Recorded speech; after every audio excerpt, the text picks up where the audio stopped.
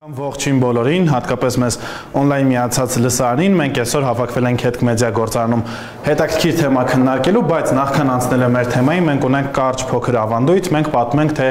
ինչի համար է ստեղծվել Հետք մեդիա գործարանը ու դրա մասին անում են մեր սիրելի ուսանողները, բայց եթե ուզում եք այսօր կարող եմ բացառություն անել, ես ինքս պատմել, մեր ուսանողները համաձայն են, որտեվ իրար են նայում հասկանալու համար թե ով է ներկայացնելու,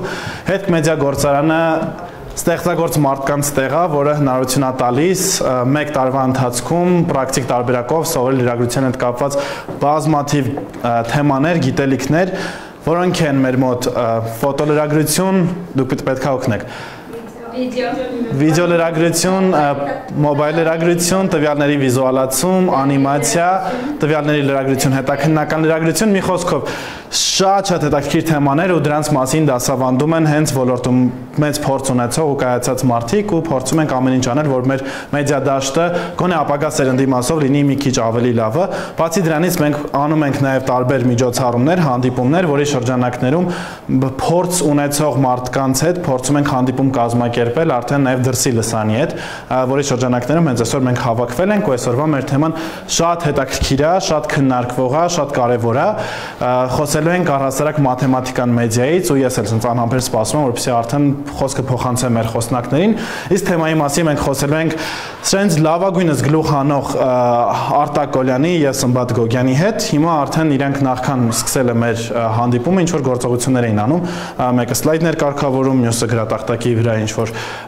սա ոնց է կոչվում, պարոն Գոգյան։ Աղյուսակ, այո, շնորհակալություն։ Աղյուսակի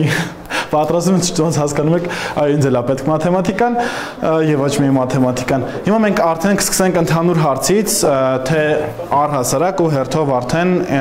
ինչի է պետք մաթեմատիկան ու ոնց կիրառել մաթեմատիկան մեդիայում, որպես եւ սպառող եւ որպես լրագրող։ Սկսենք Արտակ քեզանից, որպես արդեն Հետք մեդիա գործարանի դասախոս եւ ներքին հյուր։ Եվ ներքին հյուր, հա։ Բարև ձեզ, շատ լավ է կարևոր եկել եք, ապրեք։ Մկեք պարոն Գոգյանին թողենք տեխնիկական մասերը, քագին բանա ձեզ մար պատրաստել էլ, ես տենց մի քիչ սկսեմ փիլիսոփայությունից, հա, սենց մի թեթև, ոնց որ ամենահեշտ բանն է իրականում փիլիսոփայելը, դրա համար այդից կսկսեմ։ Նայեք, կար ժամանակ, երբ որ դες մարդկային միտքը այսօրվա իմաստով միտքը, հա, նոր ձևավորվում է Հին Հունաստանում,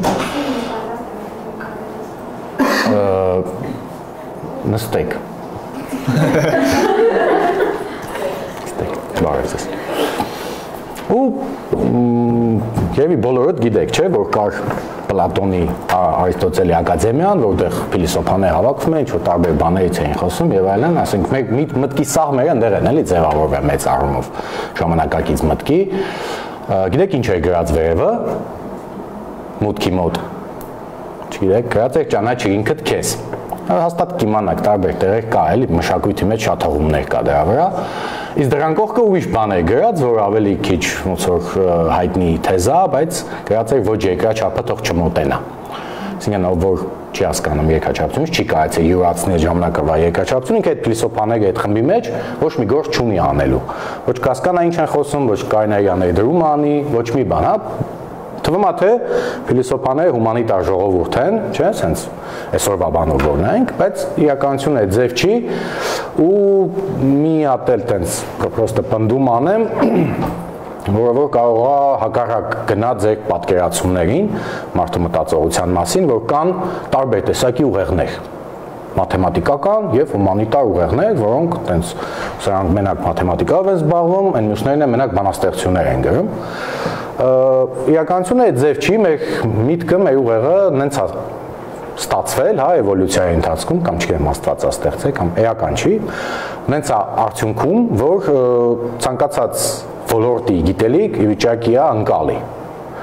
Ու այդ չգիտեմ ինչ որ պահից ոնց որ պատմության մեջ, զարգացման մեջ, մշակութային ինչ որ պահի այդ բաժանումը սկսվեց դրվել, որ սրանք տեխնարներ են, նրանք հումանիտարներ են եւ այլն, տեխնարները հիմա տենց աստվածներ են, հա, կամ մաթեմատիկայով զբաղվող մարդիկ, թվում որովհետեւ զբաղվում են ինչ որ բանով, որ մարդիկ չեն սկանում, ինչ որ բաներով են զբաղվում։ Շատ հետաքրքիր երևի, հա, գիտեք որ օգտագործվում է տեխնոլոգիայի մեջ եւ այլ, բայց թվում է թե ինչ որ տիեզերական անհասկանալի բաներ են, բայց տենց չի իրականությունը, դա կարելի է սովորել ու կան շատ դեպքեր, շատ դեպքեր, այդ անունները եկեք չթվեմ, չգիտեմ Da Vinci-ից մինչև այսօր շատ կան տենց մարդիկ, որոնք իրանք ուղեղը կարողացել են սովորացնել տարբեր ոլորտներում, տվյալ հակասող ոլորտներում իրար հետ աշխատելու։ Դրա օրինակ շատ լավ օրինակներից մեկն է MIT Media Lab-ի մասին լսել եք, ուսումնասիրեք, չեմ պատմի իրանց մասին, շատ հետաքրքիր ոնց որ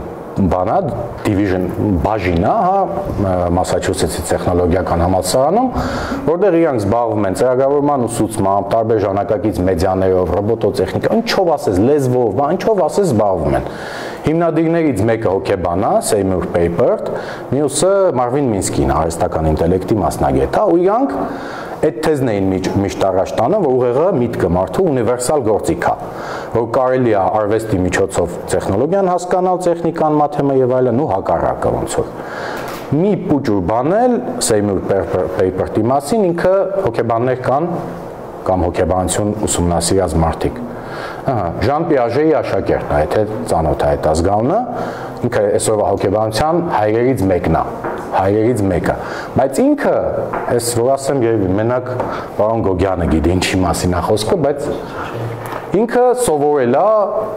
Բուրբակիենց մոտ, Բուրբակիենց, սենց ասած, էլ տենց դպրոց կա ֆրանսիական մաթեմատիկոսների, որտեղ ինքը եղել է իրանց, դա միազգանուն է, ոնց որ Բուրբակի, միշտ մարդիկ մտածում մի հոգի է, բայց մեծ թիմ է իրականում աշխատել ու ինքը իրանց աշակերտն է, այսինքն մաթեմատիկների աշակերտը հոգեբան է, շատ ուժեղ է, հոգեբանի աշակերտը մանկավարժա, տեխնոլոգ է եւ այլն։ Այսինքն այդ փոխանցումները շատ հետաքրքիր են, շատ կարեւոր են։ Ու ես ինձ համար անձամբ իմ խնդիրը ինձ թվում է այսօրվա, եթե դա ստացվի, կհամարեմ լուծված, որ դուք այդ բաժանումից հրաժարվեք, որ կան ուղեղներ մաթեմատիկական եւ հումանիտար, հա, կարելի է այն էլ սովորել, այն էլ սովորել։ Ուրիշ բան, որ կա հակվածություն, այսինչ բանը ավելի արագ սովորելու, էլի, բայց ընդհանրապես ջանքի, ուշադրության, հետաքրքրության, մոտիվացիայի քանակից է կախված։ Դուք մաթեմատիկա ծրագրավորում կամ ինչ-որ ուրիշ տեխնոլոգիական բան կարողանաք սովորեք, թե չէ։ Ընդհանրապես ծախսած ժամանակից, ջանքից, իհարկե ճիշտ ուսուցիչներից, լավ ռեսուրսներից, ճիշտ գրքերից բան եւ այլն, բայց ընդհանուր եկեք տենց նայենք, որ ուղեղը ունիվերսալ մի բան է։ Մեզ վերջացրեցի, հանձնում եմ ձեզ խոսքը, պարոն Գոգյան։ Շնորհակալություն։ Քանի որ փիլիսոփայությունը արտակի մոտ էր, մոդեռնիկական մասնաբաժին եկել, սկսեմ թվերից։ Ուղղակի մի բան հավելեմ, որ Պլատոնը իդեալիզմի հեղինակներից է, ոչ թե փիլիսոփայության։ Չէ, Պլատոնի մասին կոնկրետ չէ։ Հա, իհարկե։ Ասեք, մի հատ անեկդոտ կա, չգիտեմ, գիտեք, թե չասում են մաթեմատիկոսին քո կյանքում երբ է պետք եկել մաթեմատիկան կարաս, մի հատ օրինակ բերես, ասում եմ բերեմ, գիտեք ստեպլերը ինչ տեսք ունի, որ թղթերը կապում, մոտապես այս տեսք ունի, իսկ մաթեմատիկական ինտեգրալ նշանն է այս տեսք ունի, ես որ բացում ես, ստացվում է ինտեգրալի նշան, ասում եմ ոնց պետք չի եկել, այն օրը պարկետի արանքը կոճակ էր ընկել, սկրեպից ինտեգրալ սարքեցի, քաշեցի, հանեցի։ Հիմա իրականում դա հումանիտարների եւ մաթեմատիկա սիրողների սփոփանքն է մաթեմատիկայի վերաբերյալ իրանց պատկերացումը ներկայացնելու համար։ Իրականում մաթեմատիկան ինքը բոլոր երևույթներ ունիվերսալ նկարագրելու լեզուն է, իրանով կարելի է նկարագրել ամեն ինչ, ուրիշ բան, որ եթե չեք սիրում, այդ նկարագրելու մեխանիզմը չեք տեսնում։ Հիմա ձեզ մի հատ օրինակ բերեմ, թե լրագրողը կամ թամպես հասարակ քաղաքացին ոնց կարող է խափնվի տեղեկատվական հոսքի մեջ, եթե չընկալի որոշակի մանրուքներ, ինչ-որ բան կա։ Ուրեմն պատկերացրեք, ստեղ աղյուսա կա, որտեղ պատկերացվա Հայաստանում խնձորի վաճառքի վիճակագրությունը 2010 թվականում Հայաստանում արտադրվել է 10 կիլոգրամ խնձոր, վաճառվել է 1 կիլոգրամը 200 դրամով, այսինքն ընդհանուր եղել է արդյունքը 2000 դրամ, չէ՞։ 2015 թվականին արտադրվել է 7 կիլոգրամ խնձոր, վաճառվել է 300 դրամով, արդյունքը հնան կլինի 2100 դրամ, իսկ 2020 թվականին 9 կիլոգրամ 220 դրամով անում է 1980 դրամ։ Հիմա այս աղյուսակում դուք ինչ եք տեսնում, ինչ եզրահանգումներ կարող եք անել։ Փոփոխություն տեղի ունեցել։ Ինչ։ արտադրյալը քիչ եղել այնքան թանկ է։ Ճիշտ է։ Ապրանքի ժանանումը գինը բարձրանում, արձանքը շատանում է, գինը նվազում է, չէ՞։ Հիմա պատկերացրեք 2015 թվականա դուք լրագրող եք, ընդդիմադիր մամուլի, ինչ կասեք։ Մեկ վարքան ուղղակի մի խնդրանք էլի տեսակետ արտադրություն բարձրացնելով։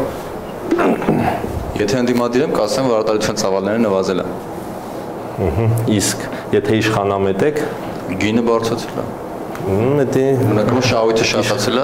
2000 քաղաքացիների համար գնի բարձրացումը լավ բան չի։ Չէ, եթե հնայի մասին է խոսքը, հնայի մասին ասիկ, չէ։ Չէ, գինը ասիկ։ Հա, եթե իշխանաբեդ եք, ասեք Հայաստանում 2000 դրամ փոխարեն 2100 դրամի խնձոր է, չէ՞ արտադրվել։ Հիմա 2015 թվականից 2020 թվականը եկավ։ Ընդդիմադիր լրագրող ինչ կասի։ Ընդդիմադիր լրագրողներ ունեն։ Մեկ վարքան կներեք։ Ինքը համ իշխանամետ ստացվեց, համ ընդդիմադիր։ Օբյեկտիվ է լինելու։ Ընդդիմադիրը արդեն վերջնական արդյունքը կֆիքսի, որ այս 3 համեմատության կարգով ամենացածրն է գալիս, բայց եթե ուզենան ինչ-որ հաշվարկանել, փաստացի գինը համեմատաբար ավելի էժան է, քան նախորդ տարին։ Ապրանքի քանակը շատացել է, գինը նվազել է, բայց համախառն ընդհանուր արժեքը նվազել է, չէ՞։ Իսկ եթե իշխանամետ եք, այսինքն ուզում եք դրականը տեսնեք սրա համար, կասեք 7 կիլոգրամի փոխարեն հայաստանցիները տարի կերել են 9 կիլոգրամ խնձոր, չէ՞։ Ամբողջ 2 կիլոգրամ ավել շատ են տեսել։ Դրա համար հիմա պատկերացրեք ժամանակացույցի ընթացքում, երբ որ դուք նայում եք մի լրատվամիջոց, որը միայն դրական նորություններն է ներկայացնում։ Առաջին 5 տարվա ընթացքում Հայաստանում ավելի շատ ծավալի խնձոր արտադրվեց 2000 դրամի փոխարեն 2100 դրամի, իսկ հաջորդ 5 տարիներ դուք կլսեք, որ արտադրանքը շատացավ, չէ՞, 7 չեն ասի նվազեց, կասեն 7 կիլոգրամի փոխարեն եղավ 9 կիլոգրամ։ Բայց հիմա եկեք նայենք այս դրական նորությունը եւ հետագայում այս դրական նորությունը առանց միջանկյալը նայելու, այսինքն երկու անգամ դուք դրական նորություն լսում եք, բայց արդյունքում ինչ է ստացվում։ Հայաստանում խնձորը 10 կիլոգրամից արտադրվեց 9 կիլոգրամ, դրական լուր կա մեջը։ Չկա։ 200 դրամի փոխարեն գնեցիք 220 դրամ, դրական լուր կա մեջը։ Չկա։ Էթերիկ չի 2000 դրամի ընդհանուր արտադրանքն էլ ստացվեց 1980 դրամ։ Դրա մեջ կա դրական նորություն։ Այսինքն երկու դրական նորությունների արդյունքում եկավ իրավիճակ, որ սկզնականի համար ոչ մի դրական նորություն չկա։ Չէ՞։ Նույնը հակառակ կողմից պետք կարող ենք նայել։ 2 տարի կտրուկ վատ նորություն, բայց 2 տարվա կտրվածքում իրականում ոչ մի տեսեք 10 կիլոից 7 կիլո, չէ՞։ 30%-ը սոված մնաց մեր բնակիչների խնձոր չկերավ։ Հաջորդ տարի 15%-ի չափ մոտավորապես ավելի քիչ գումարի խնձոր արտադրվեց, բայց արդյունքում ինչ, ընդամենը մի կիլո նվազեց, 10%-ով արտադրանքը նվազեց, 10%-ով գինը աճեց, համարյա բան չփոխեց։ 2000-ից 1980 դրամ 1%-ի տարբերությունն է։ Այսինքն կարող եք երկու անգամ ցնցող, հիասթափեցնող արտագաղթ ոնց որ արտագաղթ ներշնչող նորությունների արդյունքում պարզվի, որ գրեթե ոչ մի բան էլ չի փոխվել, չէ՞։ Այսինքն վերլուծությունը, այսինքն բայց ինչ էլ ասենք օբյեկտիվ է, չէ՞ ստացվում։ Սուտ բան չենք ասում, բայց ընդհանուր process-ի մեջ ամեն մի նորություն ամեն առանձին ճիշտ լինելով ընդհանուր պատկերը ամեն ձև կորցնում է։ Հիմա տեսեք, այստեղ ուղղակի թվերի հասարակ մեկնաբանությունը ճիշտ է, բայց մանիպուլատիվ ներկայացնելու եղանակներն են, չէ՞, որ խանգարում են, որպեսզի դուք կարողանաք հասկանաք, թե ինչա տեղի ունենում։ Դրա համար ցանկացած փաստ ուսումնասիրել, հետաքննություն այդ ամեն ինչ անելու համար ձեզ պետքա թվերի իմաստը հասկանալ, որտեղ երբ որ իմ փորձից եմ ասում, հատկապես որ լրագրողը ուզում է հստակ մի հատ կարծիք իմանա, որ լուրերում տնի տեղադրի, չէ, բայց այդ ամբողջը ինքը պետք է ամբողջը վերլուծելով կարողանա հասկանալ, որը սովորաբար չի լինում, էսի հլպարզ օրինակ, նա 3 տող 3 սյունակ։ Հիմա Հայաստանի կառավարության ծրագրերում, բյուջեներում ամեն ինչ որտեղ որ նայում եք, այնտեղ հսկայական աղյուսակներ են։ Եթե դու ամեն մի տողի սյունակի իմաստը չես հասկանում, իսկ դրա իմաստը ձեր աշխատանքի բնույթը պիտի լինի։ Լրագրողի իմաստը չի գործունեության, որ ինքը կարողանա պաթոսային կամ ինտրիգային տեքստեր գրի։ Ինքը պետք է ամբողջը հասկանա մի հատ process, հետո նոր կարողանա ներկայացնի։ Ես չգիտեմ ինչքանով ճիշտ կլինեմ, բայց լսել եմ, որ շատ երկրներում լրագրությունը որպես հիմնական մասնագիտություն չի լինում։ Ինչ որ մասնագիտություն ձեռք են բերում, հետո դրա հիման վրա լրագրություն են սովորում, որպեսզի կարողանան այդ ոլորտում կարողանան ճիշտ լրագրողական բաներ անեն։ Այսի օրինակներից մեկը հետագայում երևի էլի ուրիշներ օրինակներ կներկայացնեմ, հարց ունեք։ Ես հարց չունեմ այս մասով, ես ձեր ասած որ նշեցիք, որ լրագրությունը ընդհանուր մասնագիտություն չի համարվում, չի կիրառվում։ Չէ, սովորում են ուրիշ ձևով, ոչ թե մասնագիտություն չի։ Հասկացա ձեզ։ Հա, իրան երկրորդ մասնագիտություն։ Եթե օրինակ տնտեսագիտական ցուցանիշներ ենք մեկնաբանում, ձեր հետ ուզում եմ համաձայնել նաև հարցնել, արդյոք պետք չի նեղ կրթություն չի ասի, ավելի թեքումը դեպի կրթություն որպես տնտեսագիտական լրագրող, տնտեսագետ լրագրող, որովհետև օրինակ հնայի մեկնաբանությունը այսպես, անվանական հնայի մասին է սա խոսքը, անվանական հնայի մեկնաբանությունը այսպես, այդքան էլ ձեր ասած ինֆորմացիա կա, բայց որպես այդպիսին ոչ մի ինֆորմացիա չենք ներկայացնում։ Այս դեպքում օրինակ եթե տնտեսագիտական թեքումով լրագրող լիներ, կվերցներ իրական հնայի ցուցանիշը, որը գները հաշվի չի առնում, օրինակ եթե ուզում ենք հասկանալ իրական աճը,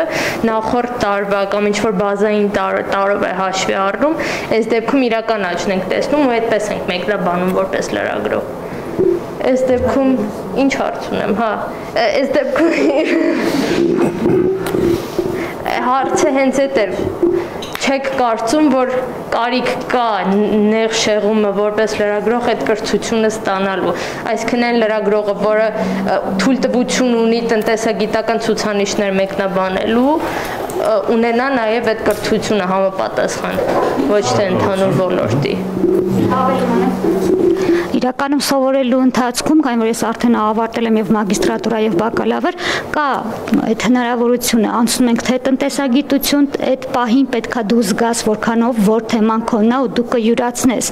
Ուրիշ բանը արդեն լրագրողը իր վրա աշխատելով կարողանա հասնի այն մակարդակին, որ ցանկացած ոլորտ ներկայացնի նենց, որ ընթերցողը հասկանա տարբերությունը, որտեվ եթե ես շարքային ընթերցող եմ ու ես տեսնում եմ նյութ, որը 3 տեսակ է, իմ համար 3-ն էլ հավասար են։ Այսինքն այդտեղ արդեն ամեն մասնագետի խնդիրն է, իմ կարծիքով կներեք, եթե ձեր փոխարեն պատասխանեցի էլի։ Շնորհակալություն, հիմա վերադառնալով խոսնակներին, իրականում կխնդրեի անվանական ու իրական հնան, քանի որ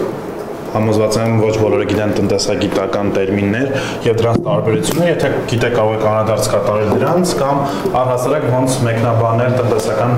ցուցանիշները լրագրողների կողմից, հարցը ոնց գլոբալ առումով դրան չէ վերաբերվում։ Այստեղ կարևոր չի իրականում այդ տերմինների տարբերության մեջ ընդհանրապես, եթե նկատեցիք, ես ուղղակի գին ընդհանրեն տենց եմ գրել, որպեսզի մասնագիտական ոչ մի բանի մեջ չխորանանք, դե իրականում ես չեմ կարող, ես լրագրող չեմ ինքս ինքն էլի, որպեսզի ասեմ, թե տնտեսական նյութերը ոնց մեկնաբանեն, ինչպես մեկնաբանեն, բայց իմ փորձից կարող եմ ասել, որ կրթական հարցերը, որ մամուլում մեկնաբանվում են, այնքան մակերեսային ամեն ինչը տեղի ունենում, որ ես երևի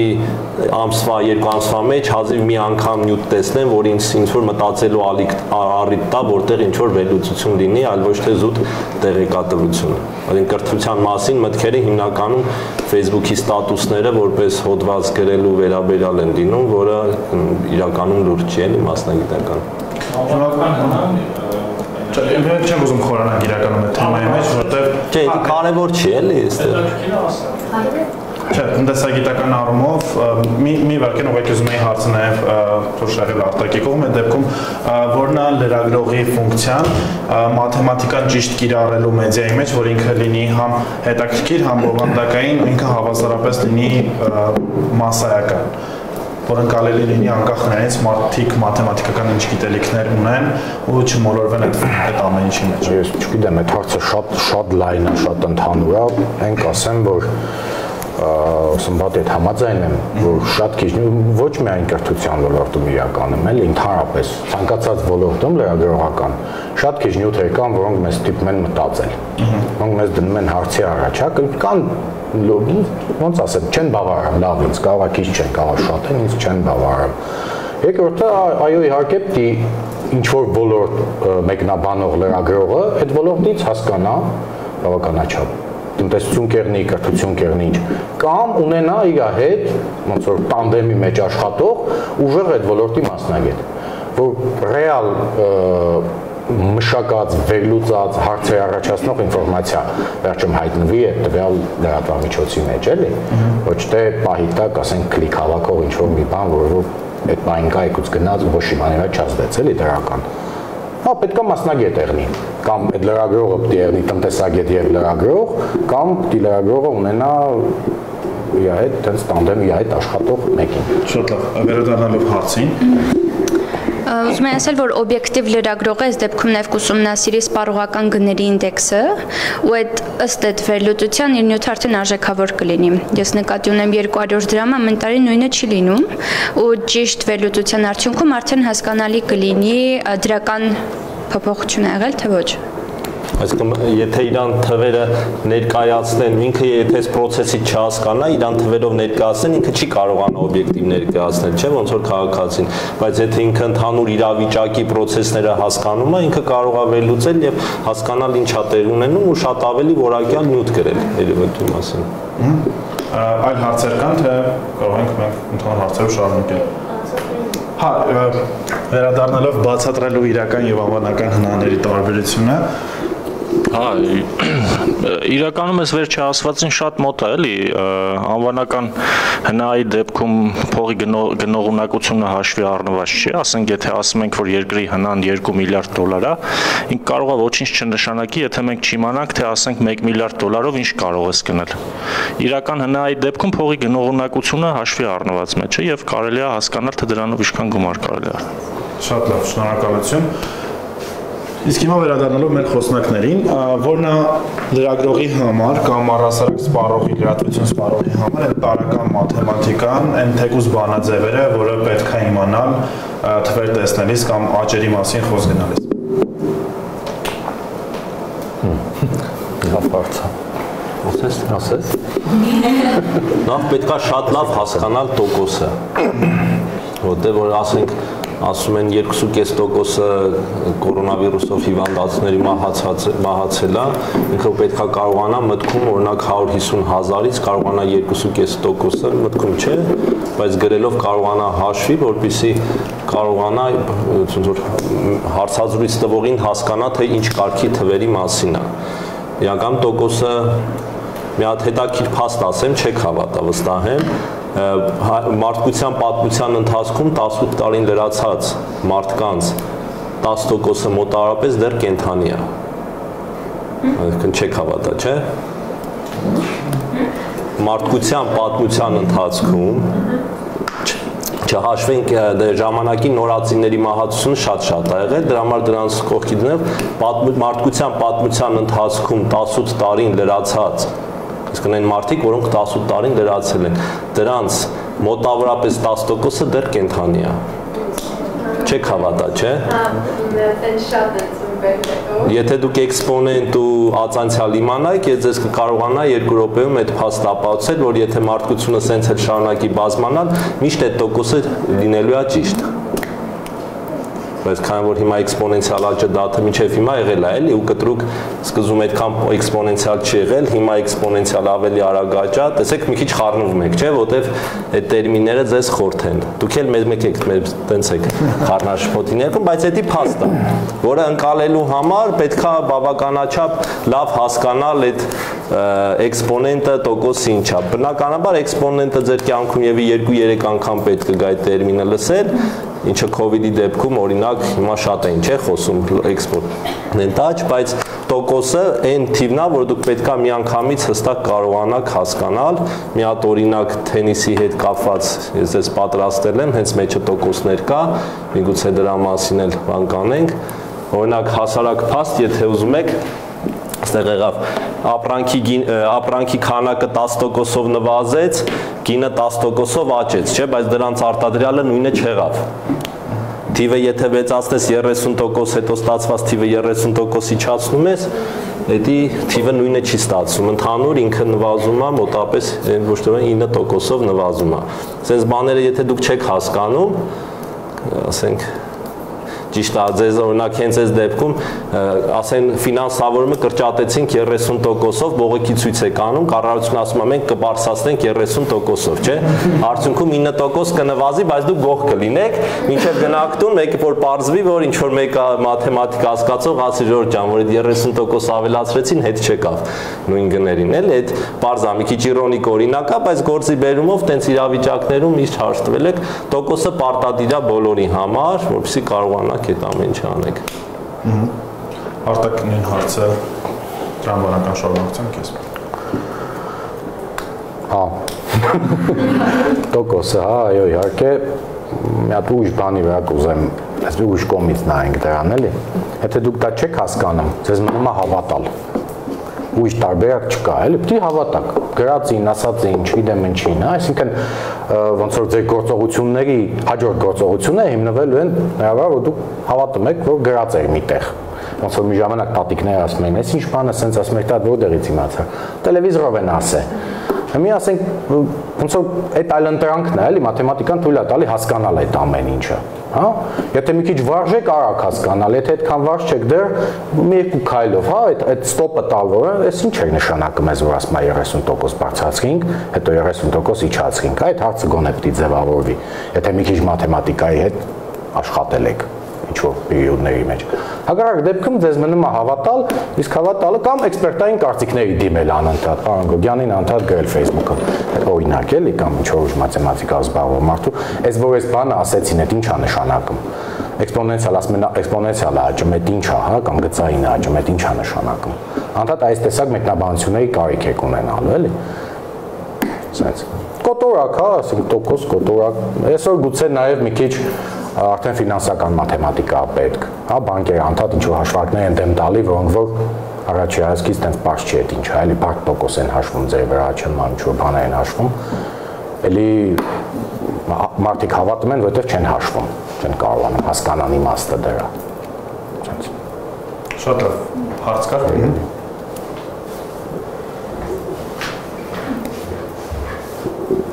Ես երկու հարց ունեմ, առաջին հարցը ձեզ, երկրորդ հարցը ձեզ, պարոն Գոգյան։ Առաջին հարցս դուք ասում եք իհարկե, որ ցանկացած մարդ կարող է թե մաթեմատիկական ուղեղ ունենալ, թե հումանիտար։ Ես իմ փորձով եկել եմ նրան, որ շատ եմ աշխատել, հայրս մաթեմատիկ էր, ես ընդհանրապես կապ չունեմ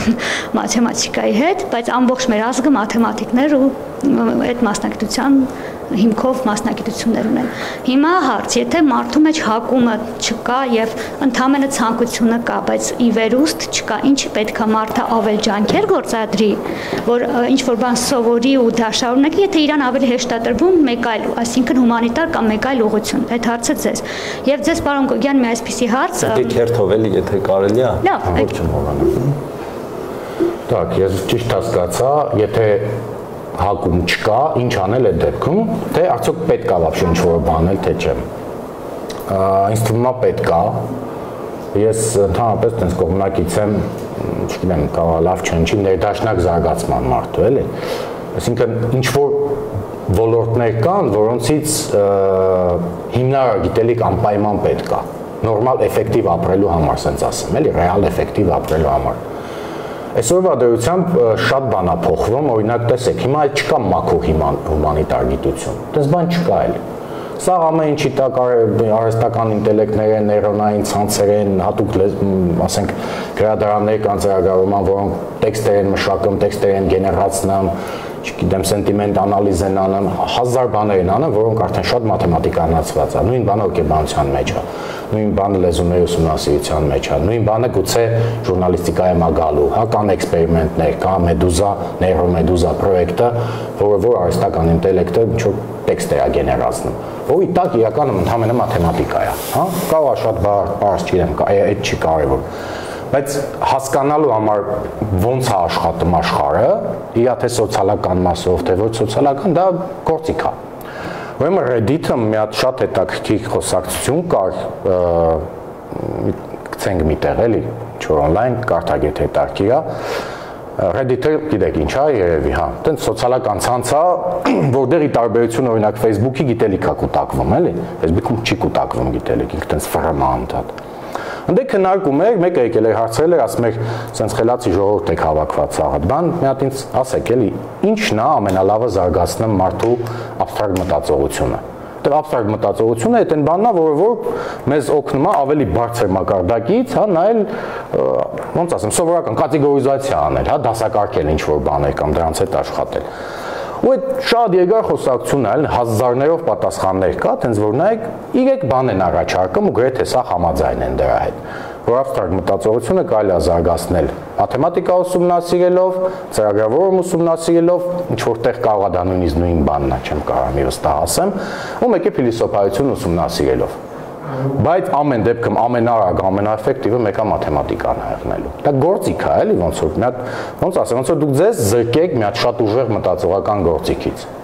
Եթե այդ կողմ ընդհանրապես չեք ուզում գնաք ու անտիպաթիա կա։ Ուրիշ բան, օրինակ այդ նույն Seymour paper-ը ասում էր, որ այս մաթեմատիկայի նկատմամբ վերաբերմունքը, որ դե չեմ հասկանում, վсё ուսուցիչները այտենց լավ ու վատ են անում երեխեքին, հա, այն որոնք տակից ուժեղ են, նրանց ուժեղացնում են, որոնք թույլ են ասում են, հա, դու ժուրնալիստ ես դառնալու կամ չգիտեմ, քեզ պետք չի, դու լեզուների մասնագետ ես դառնալու։ Իր կարծիքով դա տենց շատ արհեստական բան է էլի։ Ուզում եմ ասեմ, այդ մարդկանց, ոնց ավտորիտետի վրա հղում եմ անում, այդքան էլ կարող է լավ միջոց չի, բայց ամեն դեպքում դա գործիք է, որը ունենալը ձեզ կսարքի շատ էֆեկտիվ։ Թե ինչ-որ բաներ մեկնաբանելուց, թե ինչ-որ բան հետազոտելուց, հա, ուսումնասիրելուց։ Ոնցը մի քիչ դժվարանում եմ ասեմ, պարոն Գեորգյանը ունի դասավանդելու պրակտիկա, մաթեմատիկայի։ Ճիշտ ասած, իմ հարցը հենց մտքի շարունակություն էր պարոն Գոգյանին, եթե արդեն որոշակի տարիքի է մարդը, եթե արդեն ոլորտում է, աշխատում է կամ նորասկսում եւ այդ մաթեմատիկայի բացը զգում է, ոնց պետք է լրացնի, գնահեր դպրոց, թե ինչ անի, բացի գրքերը ոնց է։ Ուղղակի սովորական մաթեմատիկա է սկսում սովորել 0-ից։ Հա, 0-ից։ Ինչ որ մասը կթռնի, որովհետեւ կարդակ ասի, հա, ես գիտեմ, հիշում եմ, կթռնի, այն չսովորած մասերը կարող նորից մշակել։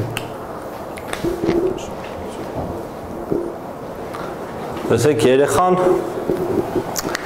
գրեթե բոլորը 3 տարեկանում կարողանում են իրենց մայրենի լեզվով խոսել, չէ՞, ասենք քիչ տոկոս արատավոր դեպքերը կողքի թողնելով, իսկ մտածել եք, որ խոսել սովորելը մարդու համար ամենադժվար գործն է։ Այն էլ մինչև 3 տարեկան։ Պատկերացրեք, դուք ոչ մի բառ չեք հասկանում։ Դուք գույնը չգիտեք ինչ է, բառեր, ոչ մի տերմին չգիտեք, ու միայն կողքինների խոսելով դուք կարողում եք այդ ամեն ինչը ընդհանրացնել։ Դուք 3 տարեկանում խոսել եք, չէ՞, նորմալ։ Ուրեմն ոնց կարող է դուք 3 տարեկանում նորմալ խոսել եք, բայց ասեք 5-րդ դասանում, երբ որ իրար տակ բաժանել ենք սովորում, դուք նկատել եք, որ խնդիրներ ունեք, կամ 7-րդ դասանում տոկոս հաշվելով։ Նման բան չի լինում։ Ես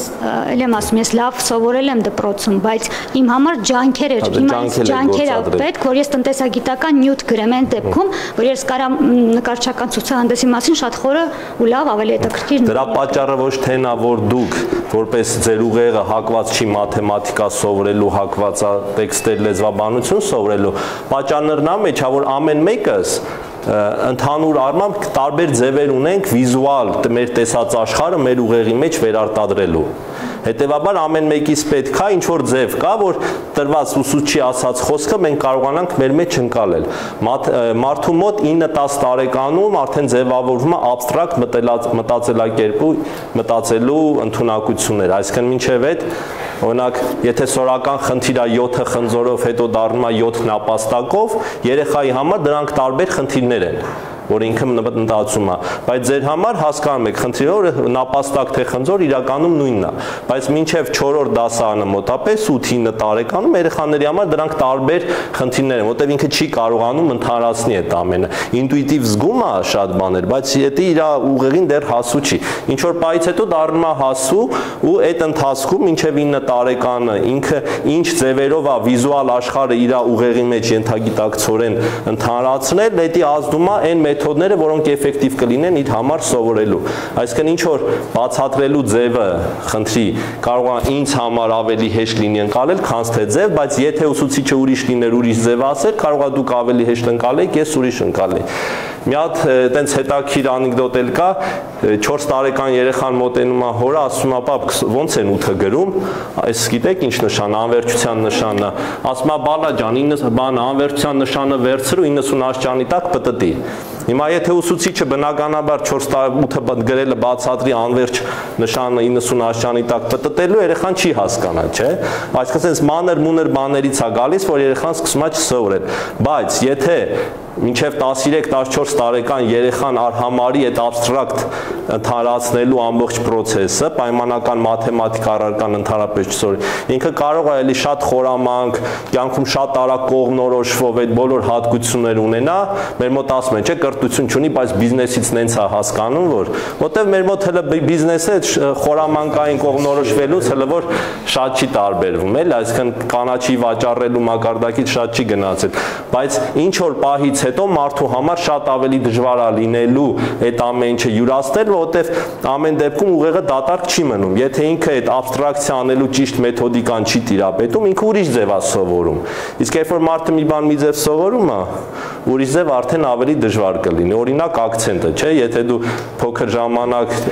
ինչի մայրենի լեզվում ակցենտ չունի մարդը, որտեղ իր լեզուն ձևավորվում է, ուղեղի եւ ձայնալարելի կապը նեյրոնային ուղեղը որ ուղարկում ազդանշան ինքը հակված է այս լեզվի ուղղությամբ երբ որ արդեն հետո է սովորում մնում է ակցենտը նույն ձևի գիտելիքը մաթեմատիկան ինչքան շուտ սովորեք ու ճիշտ ժամանակին սկսեք անել այնքան ավելի լավ է լինում բայց որ ուղեղը հակված չի այդտեղ կա այն բանով որ ասենք մենք բոլորս ինդիվիդուալ տարբեր օրգանիզմներ ենք տարբեր հակումներ ունենք հագեցման պահը տարբեր ձև է գալու բայց այն սկզբնական մակարդակը ոնց որ ես լինելով բնագետ հայերեն նորմալ սովորել եմ նույն ձևի ձեզնից ցանկացածը լինելով հումանիտար կարող է մաթեմատիկան մինչև 8-րդ 9-րդ դասանի մակարդակի ամեն դեպքում սովորել դպրոցը ավարտելուց փոխանցում Նախ շնորհակալություն շատ մի բան ասեմ նոր հարցս տամ այդ ջանքերի հետ կապված ինձ թվում է դա պետքա անդադար մենք ջանք թափենք ջանք գործադրենք որովհետև եթե նայում ենք արտասահմանյան օրինակները կոնկրետ ԱՄՆ-ի օրինակը այնտեղ չկա մի համալսարան չկա մի դպրոց որտեղ մաթեմատիկան ու լեզուները պարտադրված չլինի իսկ մեզ մոտ եթե հումանիտար ենք մտածում ենք պետքա մաթեմատիկան արհամարենք ու դա շատ վատ է մի օրինակով ասեմ հենց կոնկրետ համալսարանում էս դրված էր որ պետքա մի նյութի վերնագիր գրենք ու երեխեքից մեկը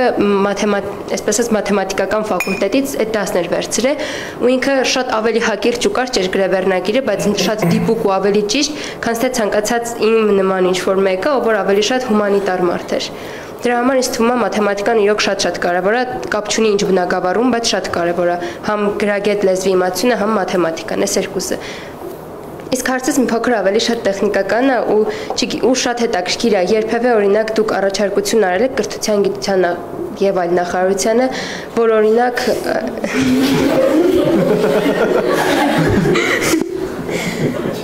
օրինակ եթե մարդ մասնագիտություն է ստանում, ինքը այդ մասնագիտությանը համահունչ ստանա նաև որոշակի լրագրողական գիտելիքներ կամ օրինակ լրագրության ֆակուլտետում սովորողը պարտադիր ստանա տարբեր բնագավառի գիտելիքներ ու հետո դա ճյուղավորվի այսինքն ոչ թե ստանան ընդհանուր գիտելիքներ այլ օրինակ եթե դու որոշել ես որ պետքա տնտեսագիտական ուղղությամբ վերլուծաբան դառնաս կամ լրագրող դառնաս այդ ուղղությամբ գնաս այսինքն չկենտրոնանան մի բանի վրա ճյուղավորվի հարցումներ ուղղված հաշվի առնելով որ կար նաև առաջարկ հարց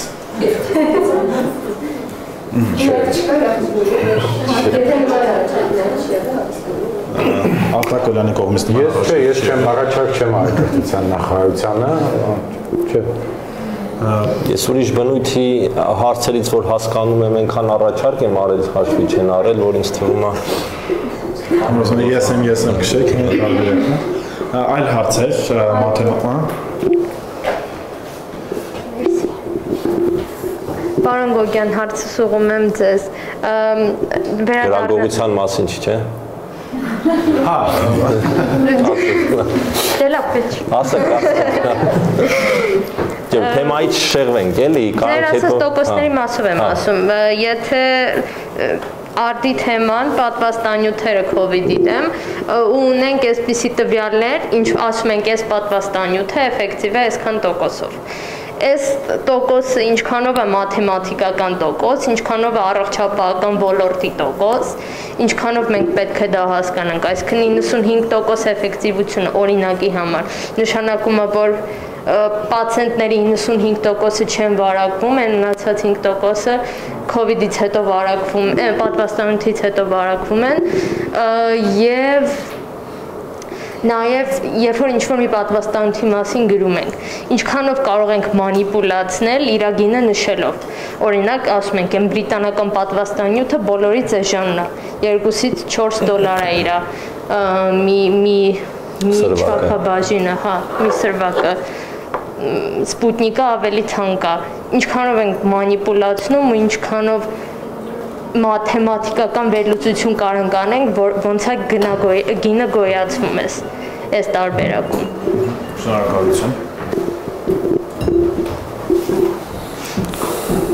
Դե աշխարհում գնագոյացումը իրականում մրցակցային երևույթ է, ոչ թե մանիպուլյացիոն, այլ եթե ունես մենած շնորհ, բնականաբար գինը ավելի բարձր ես դնում։ Երբ որ ասում են պատվաստանյութի էֆեկտիվությունը այսքան տոկոս է, բնականաբար չեմ կարծում ότι խափում են, գոյություն ունի ձևեր խափելու, բայց ոչ համաշխարհային մակարդակի։ Հիմա մի օրինակ կասեմ, օրինակ, եթե օրինակ 5 հոգու ստուգում են, 5-ից 4-ը չի վարակվում, մեկը վարակվում է, 5-ից 4-ը դա 80% է, բայց եթե դու ասենք մի քանի 100-ի վրա գոնե փորձ չես արել, այդ 80%-ը չես կարող ասել, կարող է աշխարհում 4 հոգի կա, որոնց վրա այդ պատվաստանյութը կբուժեր, դու այդ 4-ին ես հենց պատահաբար ստուգել, չէ՞, 5-ը նրանից հետո ում էլ ստուգես վարակվելու էր, դրա հավանականությունը կա, որը մաթեմատիկական մոդելներ կան, որոնք այդ ամեն ինչը անում են, կարծում եմ, որ առողջապահության համաշխարհային կազմակերպությունն էլ եւ մնացած ոնց որ կառույցները, որ դրանք անում են, իրանք այդ մեթոդիկան պահում են, այդ այսինքն ընտրանքի ճիշտ կառուցելը այդ ամեն ինչը անում են, ինչ վերաբերում է գնին, այդտեղ ամեն ինչ մանիպուլատիվ է, օրինակ ձեր ասացից թվերին ծանոթ չէի, հասարակ հարց, արդյոք բրիտանականը պետք չի 4 անգամ պատվաստես, իսկ Սպուտնիկը 2 անգամ, որպեսզի համարես պատվաստված։ Գինեժանա, բայց կարող է քեզ ավելի շատ անհրաժեշտություն կա հենց այդ պատվաստանյութից օգտագործվելու, պայմանական $3 անոցը 4 անգամը կանի $12, իսկ $5 անոցը, որ ավելի թանկ 2 անգամով եթե արդեն բավարար է, կստացվի $10, չէ՞, գինեժանա, բայց ավելի շատ է պետք։ Տենց բաներ բնականաբար կարող են լինել։ Ընդհանրապես մարքեթինգում այդ սա ուսումնասիրված թեմաներ են, որ մտնում եք խանութ 3 գնի օրինակ ականջակալ կա, դուք միշտ գնում եք միջին գնինը,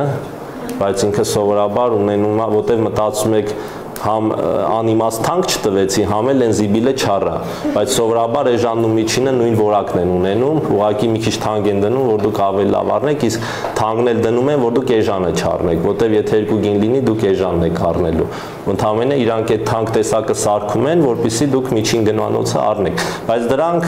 մանիպուլյացիա չեն, էլ ոնց որ մարդու հոգեբանական հակումների վրա ազդելա չի խափում։ Դնում է 3-ին դու ընտրի, ինքը քեզ ոչ մի բան չի խափում, էլի։ Իսկ հիմա վերադառնալով հենց մանիպուլյացիաներին, մեդիա դաշտում առհասարակ ոնց է հիմնականում մաթեմատիկան մանիպուլացվում, այսինքն եթե դուք չեմ հետևել եք, որոնք են հիմնական կետերը, բացի ձեր առաջի բերած օրինակից, որ մարդկանց փորձում են թվերով խաբել կամ ապակողմնորոշել։ Օրինակ բանը տարածված օրինակ էր, եթե թույլ տան, օրինակ այս օրինակը հենց COVID-ի տարածվածության, երբ որ մարտի 1-ից 7-ը մի դեպք էր գրանցվել, 8-ից 14-ը 19, հետո հաջորդ շաբաթ 170, հետո 234, հետո տեսեք ոնց որ կտրուկ եթե չխորանաք կստացվի որ նվազել էր, չէ՞, քանակը, բայց 234-ը դա 7 օրվա վարակվածների քանակն է, որը ստացվում է օրական 33-34, իսկ 147-ը 3 օրվա կտրվածքով ստացվում է 49 օրական։ Բարձր որ օրական ամեն դեպքում աճել է, իսկ այդտեղ մի օրում 92, չէ՞, բայց եթե դուք այս տակի գլխագրերին չխորանաք, թե որ ինչ է նշանակում, ձեզ կթվա թե նվազել է, այս էլ թարմ անցած տարվա 11 ամիս առաջվա, ասենք ապատեղեկատվականներ, տեսեք մենք հաղթում ենք COVID-ը, չէ, բայց իրականում հասկացողը տեսնում է, որ թվերը գնալով սաստկանում են ու հետո տեսանք ուր հասավ, որը մեր կենցաղ վարող ազգի համար բնականաբար անխուսափելի էր։ Ես էլ մի օրինակ, մի քանի օր առաջ տեսա, փետրվարի 20-ի օրինակը Եվրոսպորտում հոդված էր գրել, թենիս սիրում եք, ովքեր են լավագույն 3 թենիսիստները հիմիկվա։ Նադալը, Ջոկովիչը եւ Ֆեդերերը, չէ, 3-ի մեջ հիմա Ֆեդերերն ու Նադալն ունեն 20 անգամ են մեծ սաղավարտի մրցաշար հաղթել, Ջոկովիչը 17 էր, այս Կիրակի օրը 18-րդը շահեց, դա ամենա ոնց որ հեղինակավոր մրցաշարերն են, 20-20 18 վիճակագրությունը, այստեղ հոդվածագիրը վերնագիրա գրել, որ ոնց որ Նադալն ու Ջոկովիչն են իրար հետ մրցակցում այդ հարցում, իսկ Ֆեդերերը թույլ է, ես էլ եմ այդ կարծիքին իմ, բայց իմ սուբյեկտիվ հակումներով էլի թենիսի նախասիրության հետ կապված, բայց հոդվածը ամբողջությամբ մանիպուլատիվ է, ես կխնդրեմ դուք փոխանցեք իրանք մանրամասն կարդան փորձեն գտնել, բայց հիմնական թեզը նրանում է, որ Ռոջեր Ֆեդերերը Նադալից եւ Ջոկովիչից ավելի մեծ է տարիքով, բնականաբար ավելի երկար ժամանակ է ինքը խաղացել, ու ասենք վերջին տարիների ընթացքում ինքը այդ մրցաշարերը չի հաղթել, որովհետեւ մեծացել է։ Իսկ հոդվածագիրը ասում է իրականում ամբողջ կարիերայի ընթացքում հաշվելը ճիշտ չի, որովհետև մարդիկ մեծանում են, ծերանում են, դրա համար պետք է նայել, թե իր տարիների, որի ընթացքում ինքը թենիս խաղացել է, մի տարվա ընթացքում միջին քանակը։ Ու դրանով հաշվում է, ստացվում է, որ Ջոկովիչը բոլոր կատեգորիաներով մի քիչ առաջ է, զգալու ես, որ ինքը Ջոկովիչին է սիրում։ Բայց դա էլ արդար չի, որովհետև ասենք Ջոկովիչը կարող է այս տարի մի հատ էլ հաղթի, հետո հաջորդ 3-4 տարիներին արդեն ինքը տարիքով կլինի, ոնց որ Ֆեդերերը ինչ որ տարիքից հետո չհաղթեց, նույն ձևի Ջոկովիչը չի հաղթելու, բայց ինքը շարունակելու է, չէ՞, թենիս խաղալ։ Հիմա ասենք, եթե ինքը 16 տարվա մեջ հաղթել է 18 սաղավարտի մրցաշար, եթե 16-ը դառնա 32, բնականաբար երկու անգամ երկարացնենք, չէ՞, ինքը հաջորդ 16 տարում էլի 18 հատ չի շահելու, որպեսզի միջինով ասենք նույնն է մնալու։ Եթե հաջորդ 4 տարվա մեջ ինքը շահի ընդամենը 1 կամ 2 հատ, այդ միջինը իր մոտ կիջնի Ֆեդերերի մակարդակի։ Ու ասենք այս ամբողջ հոդվածը այդ միջինացնելը, որ իրականում ճիշտ երևույթ է, ոնց որ այս օրինակում որ կար COVID-ի հետ կապված, պետք է միջինացները բերես ինչ որ դիապազոնի, չէ՞, ասենք դեպքում այստեղ առաջին 4 օրինակը մի շաբաթ են, հետո 3 օր, հետո մի օր։ Բայց այն դեպքում, երբ որ դու միջինացնում ես, արդեն սխալ ես անում, որովհետև ստացվում է, որ բանը, ասենք, կարիերան դու համարում ես, որ թենիսիստը ոնց եղավ, նենց էլ շարունակելու է։ Պայմանական, եթե չինգաչունգ են երկու հոգի խաղում, չէ, անում են մեկը քար, մյուսը մկրատ 1-0, այդ չի նշանակում, որ հաջորդը կդառնա 2-0, 3-0, 4-0, չէ, այդտեղ այդ ամեն ինչը շատ խառն է, այսինքն այս կարգի բանը ոնց որ միգուցե հոդվածագիրը ինքն էլ չի հասկացել, որ սխալ անում, կարող է իրան թվելացել է, թե իդեալական ճիշտ չափանիշ է գտել, բայց տեսնում եք, որ իրականում ինքը խոցելի է, էլի, այսինքն մանիպուլացնում է, թե չի հասկանում, իրականում վերջին արդյունքով մեր համար նույնն է, չէ, ինքը չի հասկանում, թե մանիպուլացնում է, բայց այսպես օրինակներ շատ են։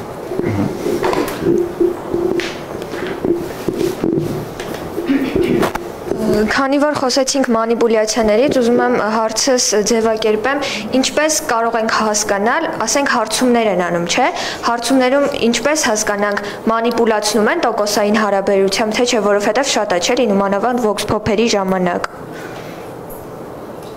Դե որ մինչև 18 թիվը որ ասում էին ինչքան կուզեմ այդքան կխփեմ տակ սոցհարցումը ցույց է տալիս որ իշխանությունը կհաղթի մենք ոնց որ ասում ենք մանիպուլացնում են ճիշտ չի մենք ճիշտը չգիտեինք չէ բայց մենք ենթագիտակցորեն շատերը հիմա հակառակը տեղերով փոխվել են բայց մեկա զգացողությունը մանիպուլացվելու առանձնապես չի փոխվել ասենք հա փոխվել է, սաստկացել է, թե թուլացել, չգիտեմ։ Ամեն դեպքում մեդիա դաշտը իր կանոններ ունի, այդ կանոնները շատ դեպի դրական փոփոխություն չգիտեմ, կա թե չկա, դուք հուսով եմ կփոխեք դեպի լավը, բայց այդ մանիպուլացնելը, այսինքն, որպեսզի մանիպուլյացիան հասկանաս, պետքա դու process-ը լիակատար տիրապետես։ Քանի դեռ մենք ինչ-որ process, օրինակ են քաղաքական process-ը լիակատար չենք տիրապետում, մեր համար դժվար կլինի ասել այդ ամեն ինչը։ Շվեյցարական ասվածված կա, ասում է Ferrari ունեցողի ընկերը Ferrari ունի։ Հիմա ասենք այդ բանով, թե Ferrari ունեցողների գնանք ինչ-որ սկսենք հարց ու փորձ անել, երջանիկ են թե չէ, կպարզվի, որ եթե այդ խմբում անենք ու ընդհանրացնենք բոլորի վրա, կպարզվի, որ բոլորը իրանց կյանքից գոհ են ու Ferrari ունեն, չէ՞։ Այսինքն այդ ընտրանքը դրանք այլի ասեմ մաթեմատիկական մոդելներ կան, թե ընտրանքը ոնց է պետք կատարել, եթե գնաս օրինակ ես լսանում հարցում անեք, ինքը ընդհանրապես կապ չունի միջին քաղաքացու վերաբերյալ կարծիքի հետ, որտեղ ձեր կրթական թենզն ու ձեր աշխարհայացքը հստակ ինչ որ ուղղորդում ունի, ինչ որ կողմնորոշում ունի, քան թե մյուսներինը։ Դրա համար պետք է նենց անել, որպեսզի, ասենք, եթե Հայաստանում 48% տղա, 52% աղջիկ են պայմանական, ապա պետք է նենց անել, որ եթե 100 հոգու ես հարցում արել, 48-ը լինեն աղջիկ, 52-ը տղա, պարզեցված է մի քիչ ասում, եթե քաղաքաբնակները 65% են, ապա 65 հոգին պետք է լինեն դրանցից տղա, 35-ը աղջիկ, ազգային փոքրամասնությունով, ֆինանսական միջին եկամուտով, այտենց 100 չափանիշներ պետքա ճիշտ ընտրել, որպեսզի դու ամբողջի փոքրացված մոդելը կարողանաս ունենալ ու կարողանաս ճիշտ հետևություններ անել։ Ու ինչքան մոդելը ճիշտ է լինում, այնքան կանխատեսման մեջ որ ասում են, չէ, 2%-ի ճշտությամբ։ Էթիկա, ասենք, այդ էլ երկուսն էլ պայմանական թիվ է, կարող է իրականում ամբողջությամբ շեղված լինի, բայց ասենք այդ 2%-ից ավել շեղման հավանականությունը տեղով էլի ինչ որ տոկոս է, որը զգալի փոքր է, ասենք 0.001%, դա արդեն անտեսում են, էլի մեթոդիստները։ Շատ լավ, այլ հարցեր լսանում, հա։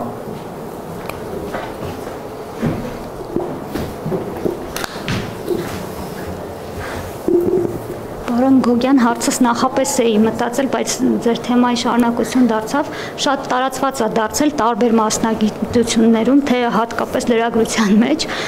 որ անհասկանալի հարցումներ են անում, այսինքն խմբագիրը իր էջում հարցում անում, ինքը անգամ չի կարող գնահատական տալ եւ փաստեր, թե ովքեր մասնակցեցին, ինչ որակի 40 հոգի։ Ու այդ նմանատիպ հարցումները լրագրողների կողմից շատ տարբեր անհատների վերածվում է այնպիսի տպավորություն, որ հաստատակամ հարցում է, որի մասին կարելի է գրել եւ տարածել։ Ինչ է կարծում, սա չի խանգարում ոլորտին, ընդհանրապես կապ չունի, այսինքն թե լրագրությանը, թե տնտեսագիտությանը, թե ու ինչի դա կբերի, այսինքն նմանատիպ անհասկանալի հարցումների վերջը ինչ կարա լինի։ Լավ բանի չի բերի։ Իսկ ինչ լավ բանի վատ ինչքան կտանի չեմ կարող ասել։ Այդ ձեր ասած օրինակն է, որ Ferrari ունեցողի ընկերը Ferrari ունի, էլի։ Եթե դու ինչ որ աշխարհայացք ունես, քո Facebook-յան ընկերները այդ պիտի շատ իսկ քիչ գոնե մեծ մասը քո հետ համախոհ լինեն, չէ՞, հակառակ դեպքում